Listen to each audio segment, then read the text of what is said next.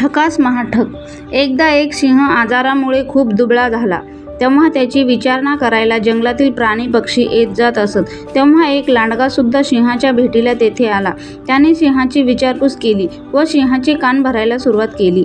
ती अशी. लांडगा सिंहाला म्हणाला, महाराज क्षमा असावी, पण एक गोष्ट विचारायचे धाडस करू काय? तेव्हा सिंहाने लांडग्याला लगेच परवानगी दिली व म्हणाला, विचार, काय विचारायचे ते? तेव्हा लांडगा म्हणाला, महाराज, आपल्या आजाराची विचारणा करायला जंगलातील सर्व प्राणी आले, पण काय? सिंह म्हणाला, महाराज, या प्राण्यामध्ये मला कोल्हा दिसला नाही. नाही, मी सहज विचारलं. या कोल्ह्याला महाराजाबद्दल बिलकुल आदर नाही असे मला वाटते. नाहीतर तो एकदा तरी येऊन गेला असता. कोल्हा तेवढ्यातच तेथे येऊन उभा झाला. लांडग्याचे शेवटचे शब्द कोल्ह्याच्या कानावर पडले होते. तेव्हा कोल्हा शांतपणे म्हणाला, महाराजांनी एकदा माझे बोलणे शांतपणे ऐकून घ्यावे, नंतर काय ते बोलावे.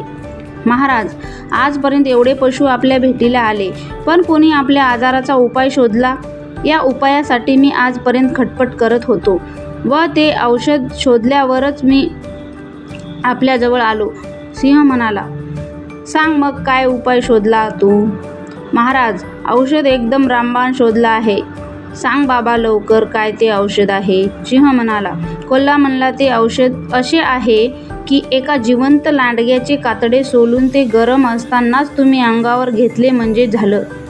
त्याच क्षणी लांडगा तेथे मारला गेला. तात्पर्य, कोणाचे कान भरण्यापेक्षा त्यांच्यातल्या सद्भावना जागृत करणे केव्हाही उत्तम. धन्यवाद. गोष्ट आवडली असेल तर लाईक करा, शेअर करा, कमेंट करा. चॅनलला सबस्क्राईब करायला विसरू नका. थँक्यू.